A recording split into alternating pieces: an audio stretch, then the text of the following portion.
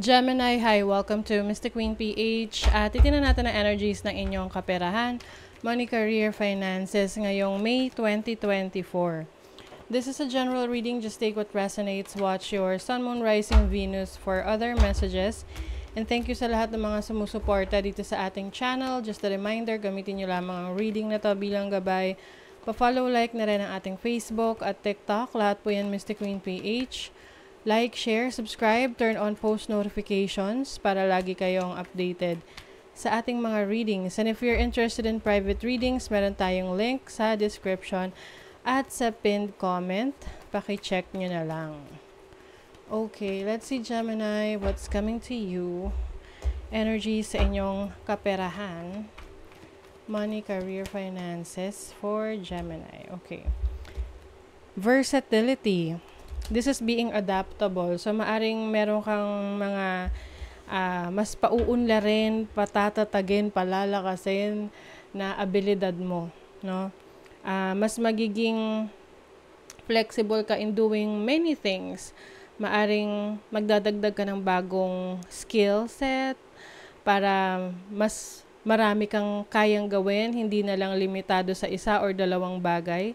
So, I also see you showing off to people, like parang magpapakitang gilas, sa iyong career. Kasi alam mo, mas confident ka ngayon kasi mas marami kang alam, mas marami ka ng skill set. Ayan. So, pwedeng pagpapakitang gilas sa trabaho, sa business, or sa career mo. Wow, my fortune. You have Sun in Leo in the 5th house. I think kayo ay magiging center of attention ngayong May sa community ninyo or sa mga nakasuporta sa inyo, lalo na kung kayo ay influencer, social media influencer, content creators, or meron kayong certain following. Pwedeng kayo ay member ng isang community na kayo ay ina-admire ng mga kasamahan ninyo. So, you will also focus on your creativity, yung iyong talents, ang iyong skills. You're going to show the world your abilities. So, you also have Jupiter in Aries in the 1st house. Some of you, kayo ay magbi-business. Oo, maaring yung inyong talents and skills gagawin yung business. So, example, talent nyo or abilities nyo, skill set nyo, ang pag-aayos ng mga sasakyan. So, gagawin nyo siyang business. Magkakaroon kayo ng yung mga aesthetics na mga shops na nagpapaganda ng sasakyan or pwede ring repair. Ayan, nagre-repair ng mga sasakyan. But, whatever your abilities are, no, yung mga kakayanan mo, talento mo, galing mo, ayan. Yan ay iyong gagawing negosyo. Kasi makakakita ka ng opportunity ngayong May na subukan na i-monetize yung iyong abilities, yung talents mo.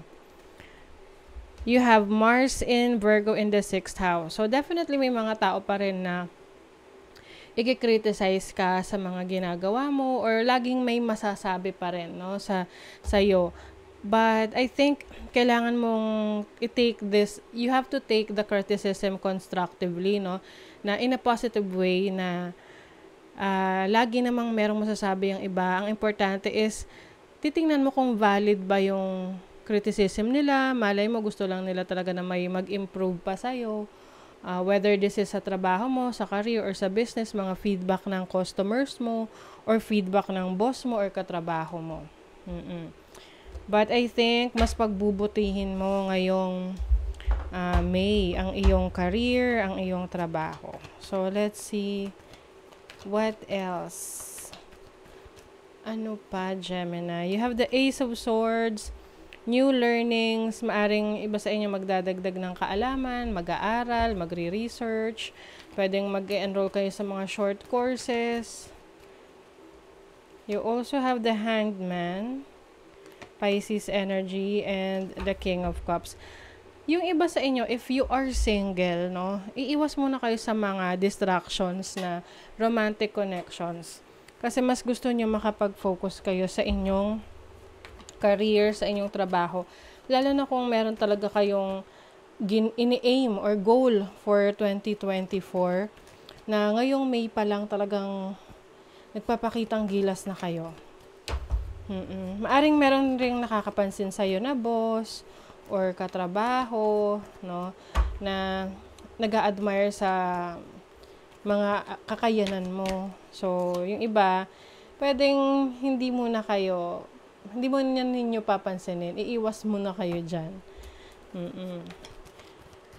May pagbabago, no, sa iyong mindset pagdating sa trabaho.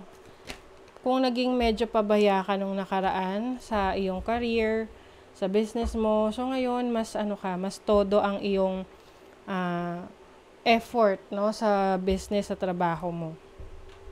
Maaring nire-reassess mo yung sarili mo. Ano ba yung mga kulang pa sa'yo? Ano pa yung mga dapat mo pang i-improve sa buhay? Ano pa yung dapat mong mas pagbutihin?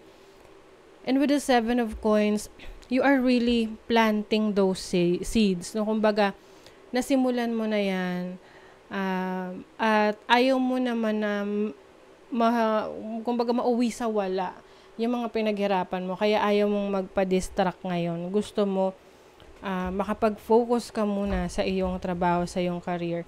Kahit na meron kang karelasyon ngayon, I think meron rin kayong usapan ng person mo na gusto mo lang muna na maisaayos yung performance mo sa trabaho or sa business mo, sa career mo para para mas mapaunlad mo yung sarili mo. At I think yun yung gusto mo, na supportahan ka ng person that you are dealing with.